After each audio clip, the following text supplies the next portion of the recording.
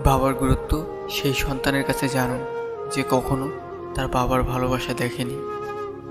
বাবা এমন একজন যিনি সারা জীবন নিজের পরিবারের মুখে হাসি ফোটানোর জন্য নিঃস্বার্থে পরিশ্রম করে যান এবং নিজের সব খুশি বিসর্জন দিয়ে দেন। বাবাকে হারানো মানে মাথার উপর ছাদ হারিয়ে ফেলা।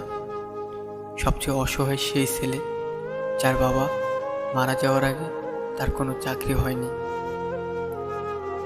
বাবার হাত যার মাথার উপরে নেই, তার মতো কঠিন বাস্তবতার সামনে কেউ সম্মুখীন হয় না। আপনার বাবার ছায়া শেষ বিকেলের বটগাছের ছায়ার চাইতেও বড়। সে তার সন্তানকে জীবনের সব উত্তাপ থেকে সামনে রাখে।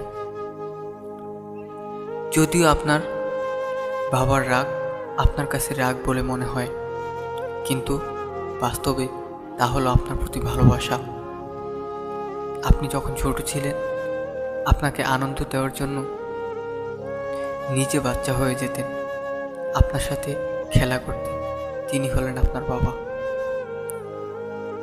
বাবা হলো একটি বাড়ির ছাদের মতো। সে নিজে পড়ে সবসময় সন্তানকে ছায়া দেয়, কিন্তু মুখ ফুটে কখনই কিছু বলে না।